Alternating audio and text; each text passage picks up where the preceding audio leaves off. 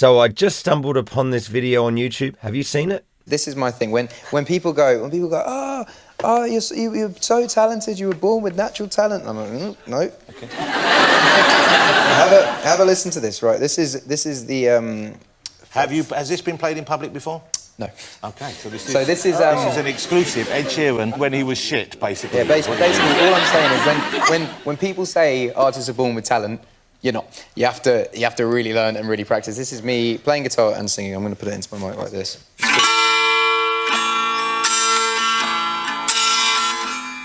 It's okay so far. It starts off. It hasn't had its fun. Hold me.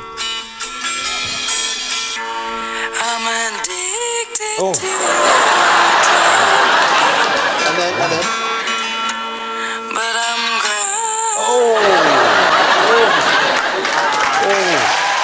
Okay, so there's many things to comment on there, but before I do, welcome to the Crafty Music Tips YouTube channel. My name is Crafty and I'm a full-time musician. What that means is basically I just teach during the week and do gigs on weekends.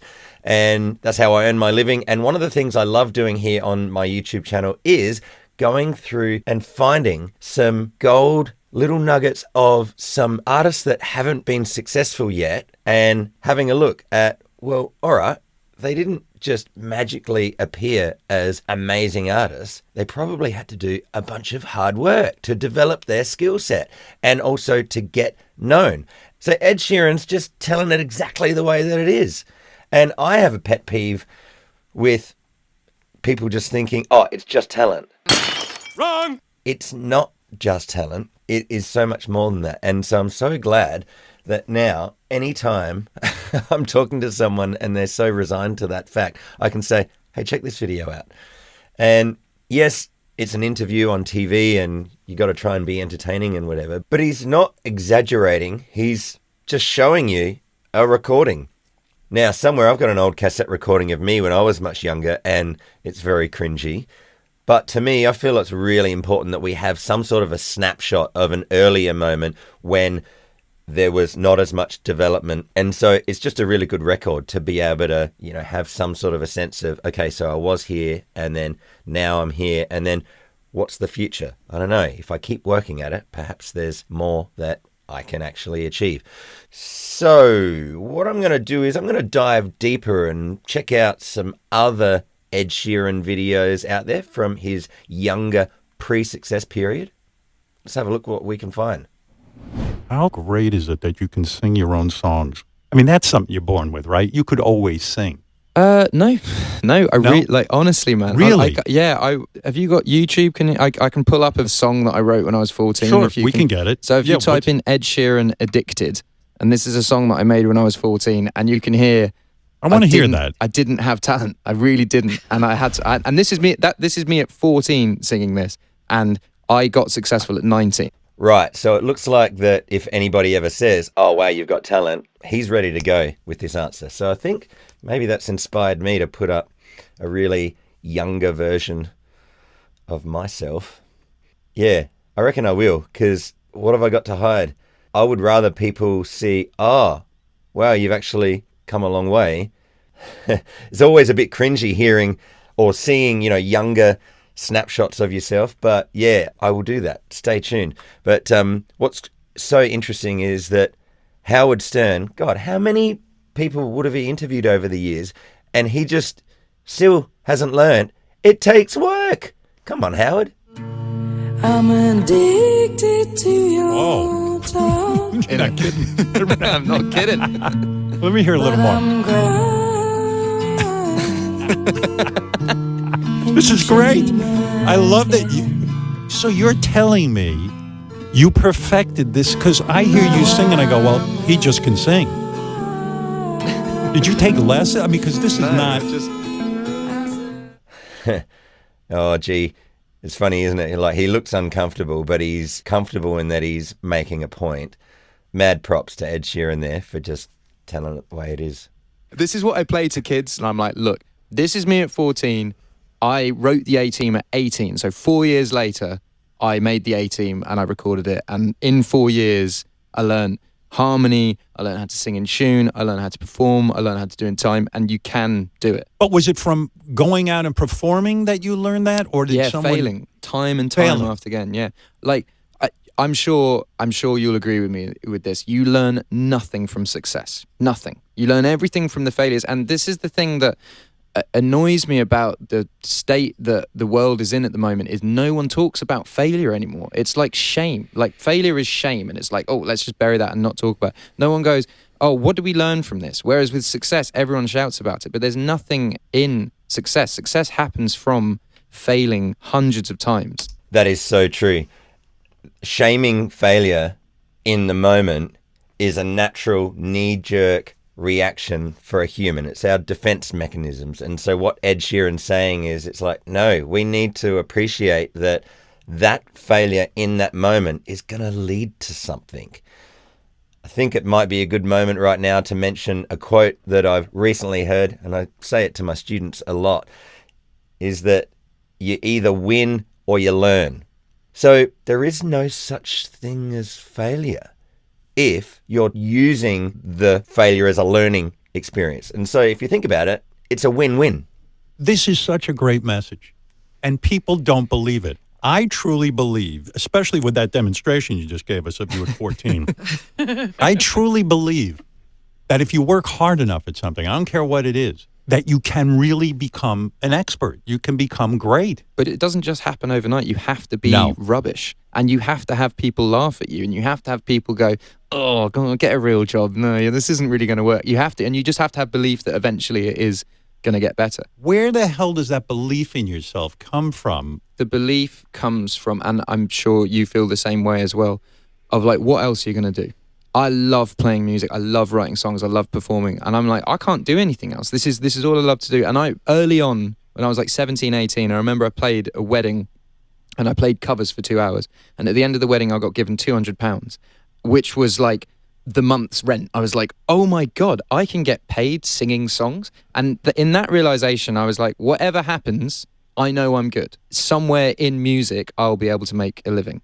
This is the thing that I say to kids as well when they want to get into music. I'm like, don't have a plan B. Because if you have a plan B, when it gets difficult, you'll quit and you'll do the plan B. If you only have plan A, you will succeed because you'll just be like, I have to do it. So it's going to happen. Yeah, right on, Ed. I'm so glad that I stumbled upon these couple of videos because it just really aligns with a bunch of the stuff that I tell my students as a music teacher. And guess what? You have to tell yourself that as well. In the moment, it really stings when you're feeling like a failure. But if you can take it, if you can have it as a learning experience to build upon so that you don't do it next time, or so that you are more alert to the warning signs of a failure about to happen. Whatever good that you can get out of it, if you can get some good out of it for yourself, fantastic. All right, so I've got a couple of other videos here. Let's check out Ed performing at age 16. I fell out of love with her, just a trip straight back in. Times like this don't come round here. Okay, so this is 2 years roughly after that recording that we heard. So obviously he has worked on his voice quite a bit. He's singing a lot more in tune. And I guess, you know, as a 14-year-old, your body's changing and you're still trying to learn how to use your instrument. I guess we're always learning, but especially at that time, your body's changing drastically. And another thing that's really interesting is Ed's oddly shaped guitar. I like it. It's cool. Chances are slim,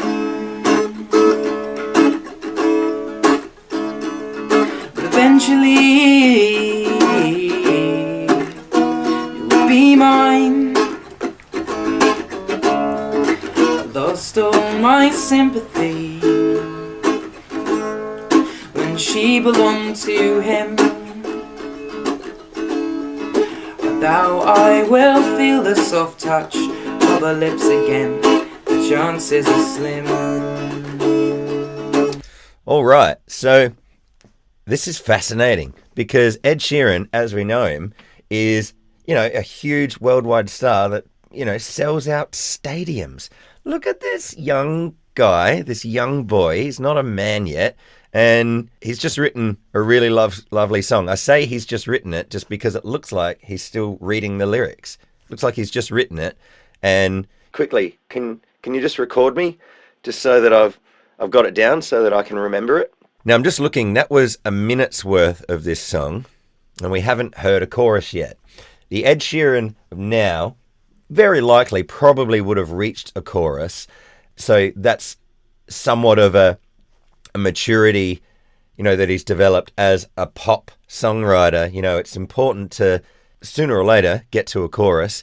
And yes, there's definitely choruses that are worth waiting for, but I'm just looking, like, this song's 5 minutes 40.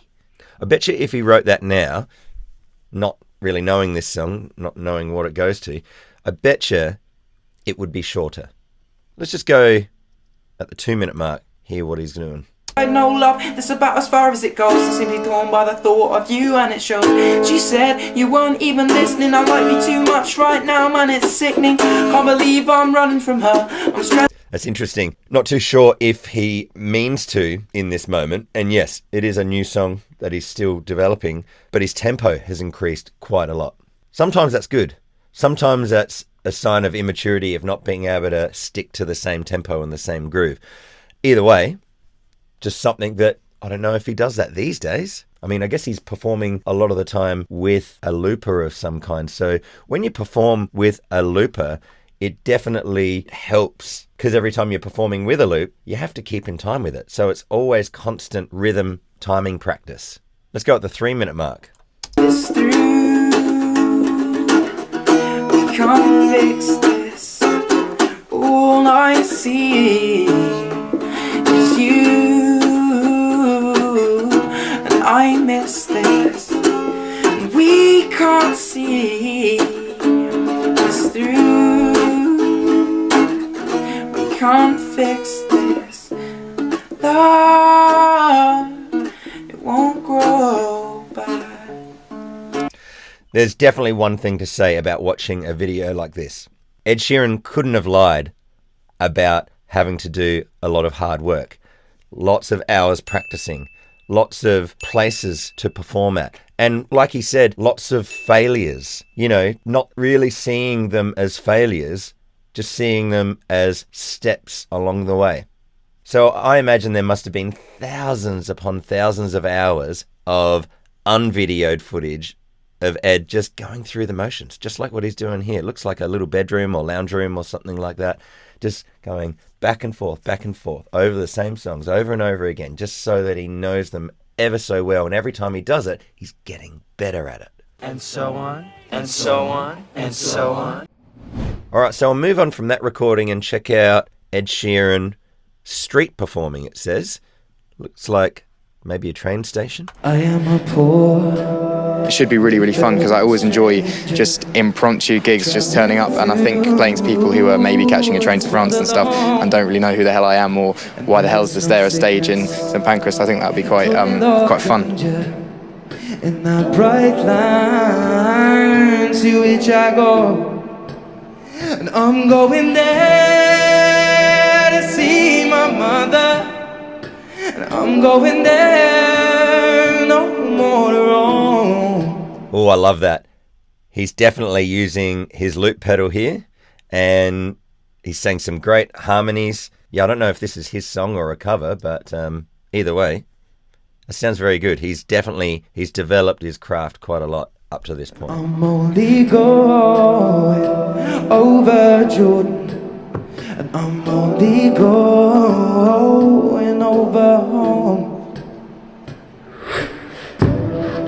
Ah, that's great. So as you can see there, he moved to a different microphone. He's got two set up, one just to sing through as normal, and then another one that's going to his looper. It's important to be able to separate those so that you can control the sound independently. One of the things I haven't ever did like a ghetto man should. One of the things I smoking weed, yes, it makes me feel good. But I agree since I mean it, yes, it makes me feel. But me is a man, a tappy since I mean it is a drug. And if I start to smoke it, I'm gonna turn into a thug. We'll come from that dead talk, it could only get you mug. We'll come from money, weed, it is a blessing from above. We'll come from Missy Bonnet when we listen, rubber dub. We'll come from Missy Bonnet after we dust and make love. We'll come from Missy Bonnet when the sun starts shine. line. I plays high grade beat all the time. My eyes are red. That's fantastic. So that's a really important thing, I believe, for an artist these days, is that he's not a one-trick pony. He's great at looping. He's great at multiple genres. He's able to accompany himself and sing. You know, that's quite a lot of skills there that he's really worked hard at to develop. Because as he says, and as we could see from when he was younger, it didn't just happen like that. He worked at it. It won't happen overnight, but it will happen. All right, one more video. So this is a 16-year-old Ed Sheeran auditioning for Britannia High. What's Britannia High? It was a short-lived UK TV series, scripted musical drama like Glee and Fame. Oh, yeah. About a performing arts school. Oh, okay. So it wasn't a real school, but real actors having to perform at a level to be able to be in that show. Let's check it out. We're looking for triple threats. They've got to be able to sing, they've got to be able to dance, they've got to be able to act, and they've got to sort of burn through the screen. They've got to be stars. After a nationwide search of top performing arts schools, just 140 were selected to audition for Arlene, David and Chris. Darling, I've been waiting for you. Oh, there's that guitar. Cool. Look at him there. He's ever so youthful, but he's got that confidence of someone that's like, yeah, I've been working at it. And that's one of the really great perks to doing lots and lots and lots of work on your own ability, is that when it comes time to have to bare your soul and perform in front of an audience, you've got that knowledge in the back of your mind or deep in your heart, knowing that, yeah, I've worked at this. I'm ready to perform. Okay, music. Not even an option. So eventually we're going to have to find some people that dance. That's so interesting. Good on you, Ed, for having a crack, trying to do what he can for the audition. But he's not a dancer. He's a singer, music performer. I'm assuming he's probably got some acting ability. He wouldn't be auditioning for it if he didn't feel that he had something to offer in that regard. So, yeah, obviously the dancing's letting him down there. And that would be, I guess, one of those failures he was talking about. But if he didn't do that, then he wouldn't have had that to build upon. So, yeah, good on him. That takes some guts doing that. Really appreciate seeing this. The people that we'd like to see again for a recall are Zizi, Dawn Sivright, Georgina Hagan and George Ewer, Ed Sheeran, Sophie Powles, Sean Williams, Lanre Malaolu and Matthew Thomas. I feel absolutely ecstatic. I just can't explain it. Very surprised, actually, because I can't dance. You got to hand it to him. He's so honest. It's definitely one of the things I've noticed about Ed Sheeran. You know, whether you're the biggest fan or not of his music, you got to hand it to him. He tells it the way that it is. You know, he's not a huge exaggerator. He's not all about the show. He's just a down-to-earth guy that is really telling it the way it is. It's refreshing. After a grueling first-round audition, just 40 young performers were considered talented enough to make it to the next stage, the Britannia High workshops. Good morning, everybody. It's 40 of you standing here from all the best drama schools and stage schools throughout the country. What we need are people that can be stars on the television. Oh, he looked so little there. You need to get down, get dirty, get funky. From the experienced to the very inexperienced. You know when you come back to go click, click, do you step back on your left foot? We've got a very mixed bunch here. We've obviously got some people I'm going to see who can't dance at all. So how many of you have danced before? With some admitting to no dance experience at all, it was up to Arlene to see who had the potential to learn routines. They featured difficult choreography. Some were clearly going to struggle. Ed hasn't a clue what he's doing, but he's trying. I'm just trying to really get it in my head. I think I messed up as well. I got kicked in the face by accident. What? But performers like Ed couldn't be ignored. because what he lacked in dance ability, he more than made up for in his musical talents. He's great, he's quirky. And I don't care if you're lost, it's in our hearts, we both know that. His voice is classic rock singer. Absolutely. That's interesting that he says he's a classic rock singer.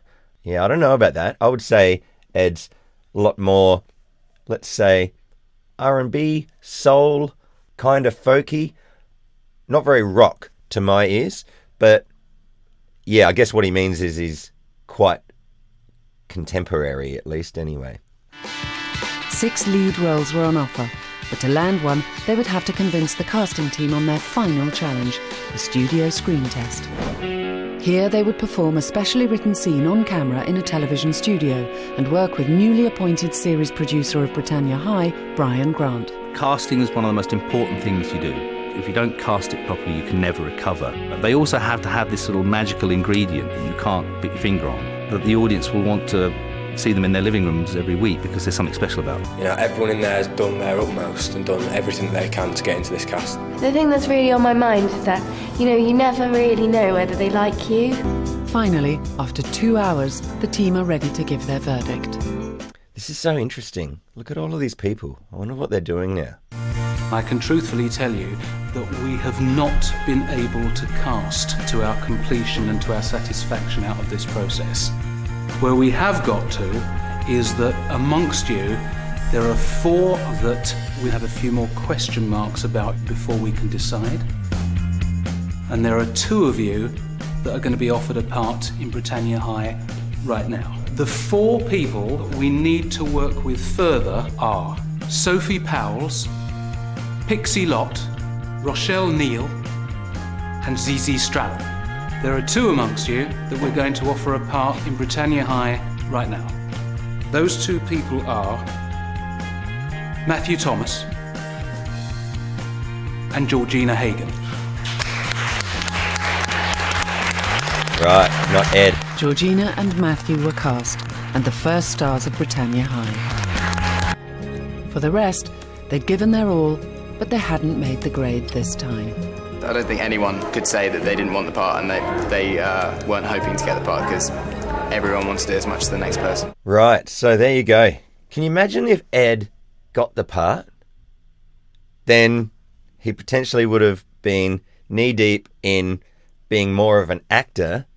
He would have been working on his music, I'm sure, but if he didn't have this failure, this might have stopped him from being the Ed Sheeran that we know, the household name. All around the world, that is, because obviously this would have made him a household name in Britain, at least to a point. And I feel like that saying, you either win or learn, is just ever so apparent. And so let me ask you, how did you find this video? How did you find the stuff that Ed and myself were talking about? Do you feel like that there is a resonance for you in your life, in your journey?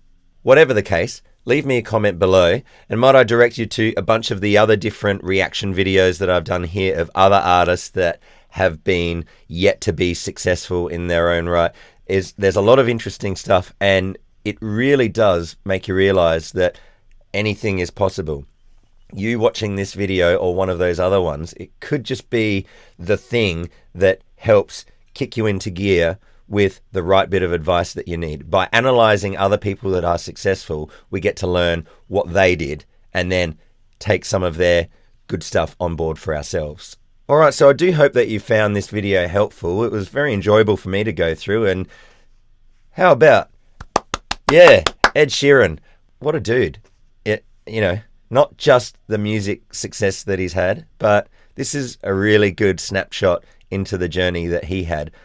Not a lot of, artists do actually have a spotlight on them before they become successful. So it's a really great insight. So the fact that these videos are available to check out on YouTube is a fantastic resource. Now, before I go, if this is really hitting hard for you, that you really would like to be able to really put in some hard yards to be able to improve at your craft, if you're feeling like that you're chasing your tail and that you're not getting the improvement rate that you would like, well, I'm going to offer you a free ebook. It's called 5 Steps to Fast Improvement. Basically, it's just a quick read that gives you the 5 clear steps to be able to take in order to be able to make the improvement rates that you would like. So that sounds like something that would be helpful. I'll leave a link below. Go check it out. So that's it for this Crafty Music Tips reaction video here on the Crafty Music Tips YouTube channel. I'll see you in another Crafty Music Tips video really soon. Just remember that you don't have to do everything right now. Just do the next thing. We'll see you soon. Cheers.